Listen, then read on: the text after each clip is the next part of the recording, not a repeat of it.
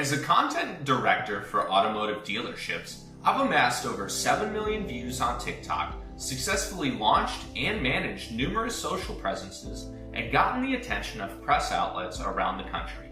Today, I'm going to teach you how to equip your sales team to make content and build a following that goes beyond the four walls of the dealership, ultimately increasing leads and creating a differentiating factor for your store.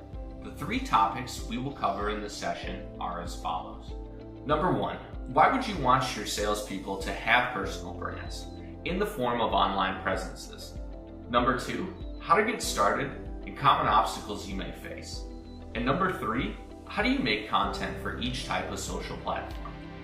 First, it is imperative to begin stressing the need for your staff to have online presences, to not only capture new leads, but to separate themselves from other salespeople, other stores within your brand, and even other brands as a whole. They will strengthen bonds amongst each other and management, allowing for better store relationships and morale. Next, how do you really instruct those to get started creating content for themselves? Instilling confidence and promoting creativity at this stage is crucial. In a process that emphasizes quality over quantity, start slowly, provide plentiful examples, and allow for an open channel of dialogue to encourage constructive criticism.